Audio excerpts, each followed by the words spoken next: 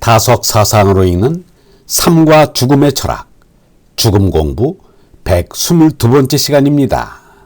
오늘은 듀르켐의 자살론, 듀르켐의 자살론이라는 제목으로 말씀드리겠습니다.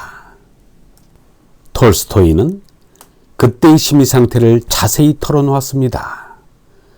자살을 시도하는 것은 그야말로 장난이 아닌 것입니다. 나의 삶은 멈추고 말았다. 숨쉬고 밥 먹고 잠자는 일 따위는 할 수 있었다. 또 그 일은 하지 않을 수 없었다. 하지만 거기엔 벌써 참된 의미의 삶은 없었다. 왜냐하면 그런 삶을 성실히 하는 것이 옳다고 여길 희망이 없었기 때문이다. 비록 뭔가 하고 싶은 일이 있다 하여도, 그 소원을 이룬다 해도 결국은 아무 소용이 없다는 것을 나는 이미 알고 있었다. 내가 바랄 것이라고는 아무것도 없다는 것을 나는 이미 알고 있었다. 그걸 넘어 진리를 알고자 하는 희망조차 가질 수 없었다. 진리 정체가 무엇인가를 이미 짐작하고 있었다. 인생은 무의미하다는 것이 진리였다. 나는 말하자면 인생길을 악착같이 달려온 끝에 절벽에 도달한 것만 같았다. 그리고 나는 내 앞에 죽음 말고는 아무것도 없다는 것을 알았다. 어찌하여 이렇게 명백한 사실을 이제 와서야 알게 됐는지 놀랄 뿐이었다. 이 사실은 모든 사람들이 옛날부터 벌써 알고 있는 사실이 아닌가. 언젠지 모르게 알게 되고 죽음에 이르게 될 것이다. 그리하여 내 몸은 죽고 썩어 물이 흐르고 냄새나고 구더기가 파먹을 것이다.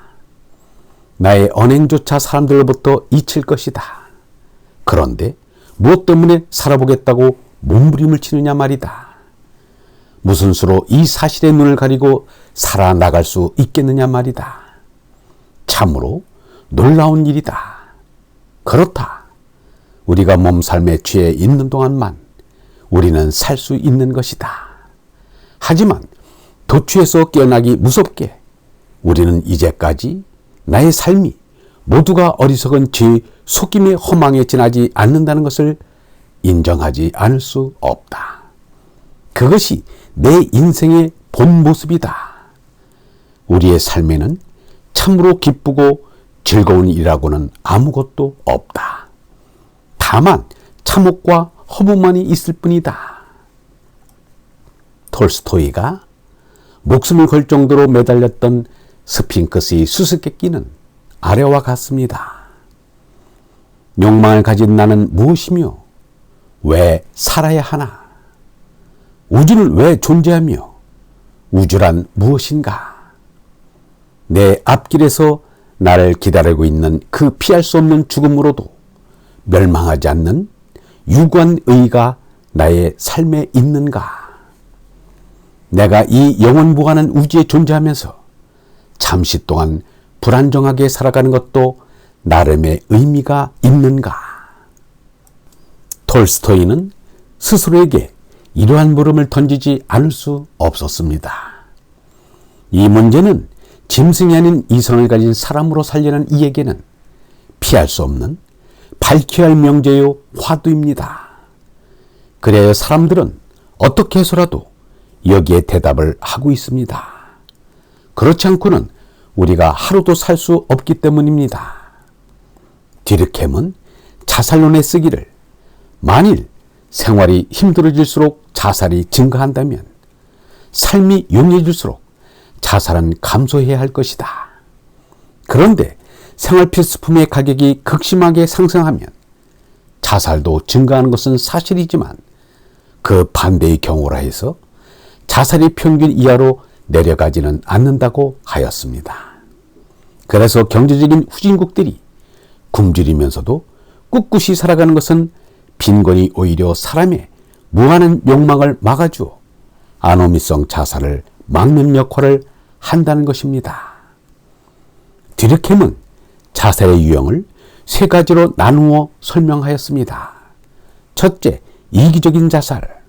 둘째, 이타적인 자살. 셋째, 아노미적 자살. 이타적인 자살은 엄격한 의미에서는 자살이 아니라 희생입니다. 청년 이수연은 2001년 일본 도쿄의 전철역 승강장에서 선로에 떨어진 일본 취객을 구하고 자신은 막 진입한 전동차에 부딪혀 숨졌습니다.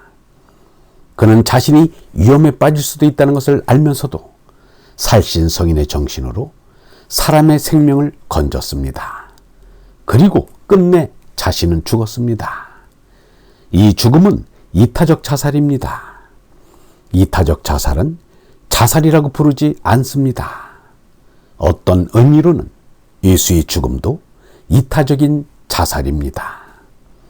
예수는 자신의 언행으로 인해 십자가에 못 박혀 죽으리라는 것을 너무나 잘 알면서도 피하지 않고 떳떳이 죽음의 길로 나아가지 않았는가? 그렇다면 이기적인 자살과 아노미적 자살이 문제입니다. 이기적인 자살이란 말에는 모순이 있습니다. 자살을 이기라고 할 수 없기 때문입니다. 이기 자살이란 말은 성립이 안 됩니다. 단지 해기 자살이 있을 뿐입니다. 자기 자신을 해치는 것이기에 해기 자살입니다. 해기 자살은 곧 아노미적 자살입니다. 듀르켐이 말하는 아노미의 정의는 이러합니다. 행위를 규제하는 공통의 가치나 도덕 기준을 잃어버린 혼돈 상태에서 심리적인 불안으로 자기 상실감, 무력감 등에서 볼 수 있는 사회생활의 부적응 현상을 말한다. 듀르켐은 사람이 지닌 짐신 성질에서 특별히 탐욕을 중심으로 분석하였습니다. 절제할 수 없는 수성이는 탐욕만 있는 게 아니라 진해도 있고 치우도 있습니다. 탐욕에서 비롯되는 아노미가 있듯이 폭력의 아노미, 음행의 아노미도 있다는 말입니다.